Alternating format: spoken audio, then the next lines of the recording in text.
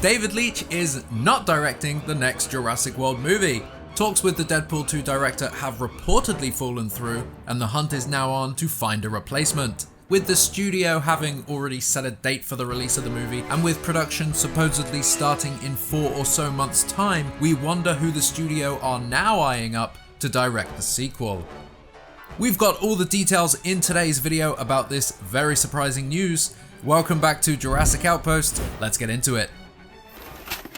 An exclusive from Deadline reports that Universal is back on the search for a director to helm its next Jurassic World movie, as David Leitch is no longer in talks to direct the film.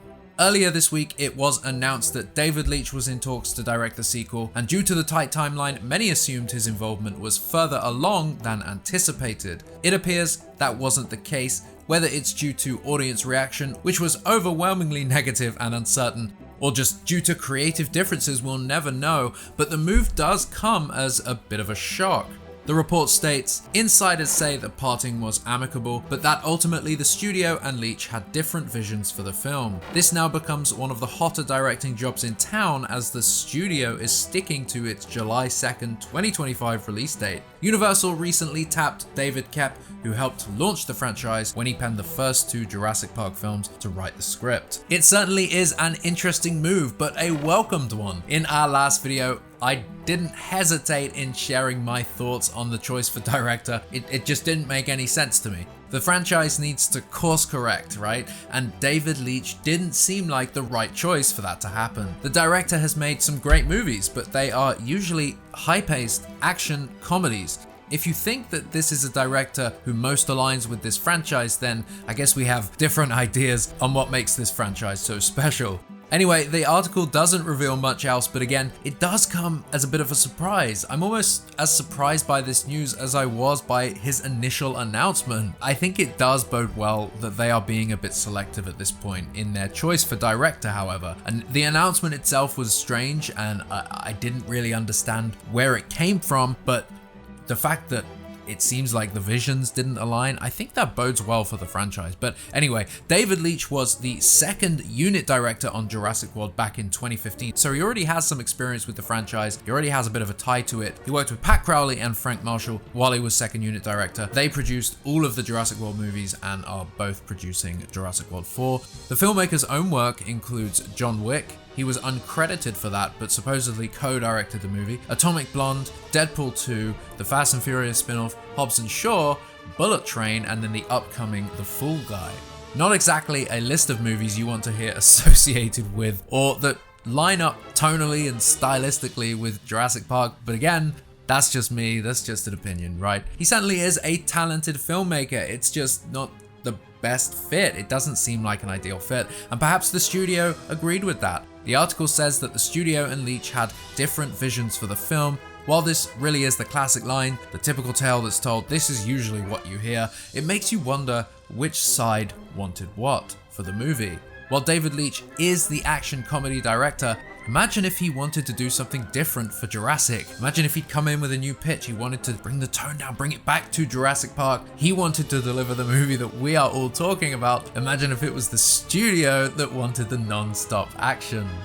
I mean, it's very unlikely. Occam's razor tells us that the more likely scenario is that the studio weren't keen on his vision being something like his previous 5 movies. The studio brought back David Koepp. We consider it a step in the right direction for the franchise to course correct. Bringing back the writer of the first 2 movies, the 2 best movies in the franchise, it's a good move. While David Koepp alone won't fix the issues the franchise now has, it shows that those behind the curtain are trying to deliver a successful movie, something that's tonally different from the last 3 and a critically successful one.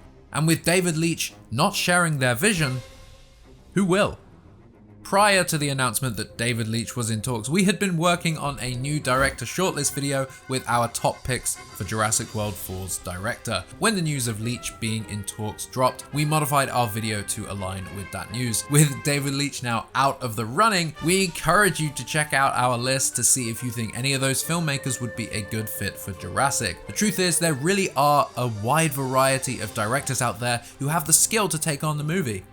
With the right vision from Koepp, with the right studio backing, all it takes is the right director to come along to really bring the project to life. and hopefully they really will find the ideal candidate. With David Leitch being the first director we hear about, I mean, it doesn't really bode exceptionally well, but it not working out just might. He was a choice out of left field, at least for me, so I am cautiously optimistic about the next name that we hear. While I really don't think Bryce Dallas Howard would consider directing a Jurassic at this time, with her awesome work on Star Wars and other projects, she might make a great fit to continue on the World Saga.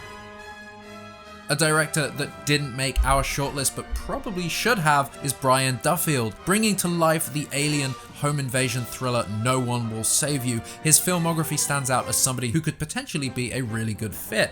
No One Will Save You was hauntingly brilliant, and despite its low budget at 22 million low, felt like a much more expensive movie. The visual effects were great, and the cinematography really aided in masking any flaws in the CGI that might have been seen from, say, setting it in bright sunny daylight. Anyway, Brian's other movie, Spontaneous, is a well-regarded romantic comedy, and of course, while that doesn't fit Jurassic, that shows he understands character. He wrote both movies, and his writing credits really begin to shine. The Babysitter, Love and Monsters, Skull Island, Bryan might be a good fit for Jurassic, perhaps a smaller spin-off movie or something like that, and the guy does seem to be a bit of a Jurassic fan. I mean, you never know. Remember, Colin wasn't a huge director when he was first announced. In fact, he only had a couple of movies behind his belt, and one relatively well-known one at that. There is no reason to think they wouldn't go with a lesser known director, but the David Leitch announcement does make us think that they are looking for somebody who really has a lot of experience in the modern blockbuster field.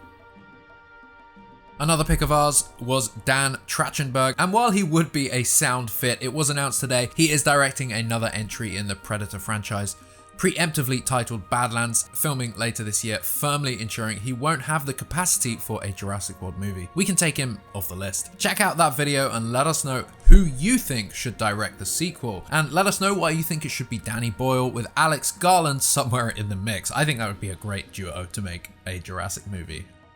We do wonder if this announcement earlier this week about David Leitch's involvement was indeed made to gauge the audience and the fan reaction.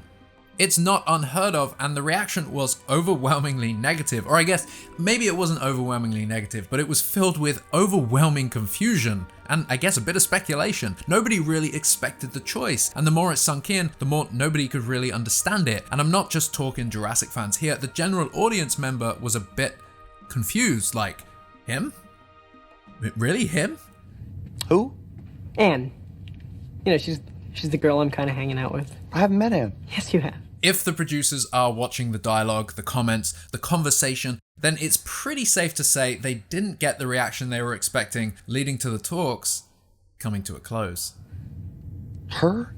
Anne. The Outpost team had a fun roundtable discussion on the latest episode of the InGeneral Podcast about director choices and the future of Jurassic. You can listen to that here in the link in the description. So David Leitch is out as director. The studio and Leitch had different visions for the film, and now the hunt is on to find a new director to take on the dinosaur franchise. The release date was announced as July 2nd, 2025, which at this point is quite ambitious. We actually expect this date to be delayed, and now with this news, perhaps that will come to be. I think the studio should have stuck with just saying 2025, as a winter release is more realistic and would be a nice change of pace for the franchise. Nothing wrong with a winter movie, and Jurassic feels like, you know what, maybe it should be a winter movie. But it's not a Christmas movie, and neither is Jurassic World. Who do you think should take on Jurassic Park 7? No. Let's call it Jurassic World 4. Check out our shortlist of directors and let us know in the comments who you want to direct the next Fast and Furious sequel.